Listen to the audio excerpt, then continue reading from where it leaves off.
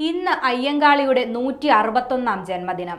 ജാതീയത കൊടികുത്തി വാണിരുന്ന കാലത്ത് പാർശ്വവൽക്കരിക്കപ്പെട്ട ആളുകളുടെ അവകാശ നിഷേധങ്ങൾക്കെതിരെ പോരാടിയ അയ്യങ്കാളി കേരള നവോത്ഥാന മുന്നേറ്റങ്ങളുടെ പ്രതീകമാണ്. നിഷേധിക്കപ്പെട്ട അവകാശങ്ങൾ പിടിച്ചുവാങ്ങാൻ പാർശ്വവൽക്കരിക്കപ്പെട്ട ഒരു ജനതയ്ക്ക് കരുത്തു പകർന്ന അയ്യങ്കാളിയുടെ പോരാട്ടങ്ങൾ ഇന്നും ഊർജം പകരുന്നതാണ്.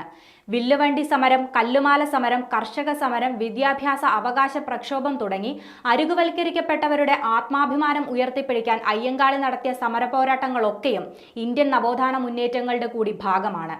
കേരളീയ നവോത്ഥാന ചരിത്രത്തിൽ അയ്യങ്കാളിക്ക് സമാനതകളില്ല.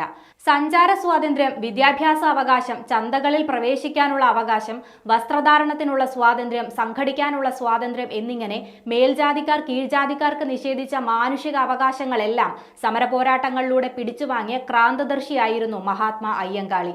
അയ്യങ്കാളി നടന്നു തീർത്ത വഴികളും ഏറ്റെടുത്ത പോരാട്ടങ്ങളും തച്ചു തകർത്ത അനാചാരങ്ങളുമാണ് ഭ്രാന്താലയമെന്ന് ഒരു കാലത്ത് രേഖപ്പെടുത്തിയ മലയാള മണ്ണിനെ ഇന്നത്തെ കേരളമാക്കി മാറ്റിയത്. തിരുവനന്തപുരത്തെ വെങ്ങാനൂരിൽ 1863 ഓഗസ്റ്റ് 28-നായിരുന്നു അയ്യങ്കാളിയുടെ ജനനം. അയ്യൻ പുലയനും മാലയുമായിരുന്നു അദ്ദേഹത്തിന്റെ മാതാപിതാക്കൾ.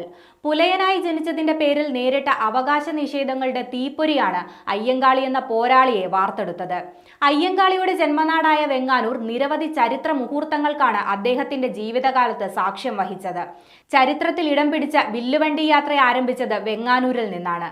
കൂടാതെ അയ്യങ്കാളിയും മഹാത്മാഗാന്ധിയും തമ്മിലുള്ള കൂടിക്കാഴ്ചയ്ക്ക് വേദിയായതും വെങ്ങാനൂർ തന്നെയായിരുന്നു.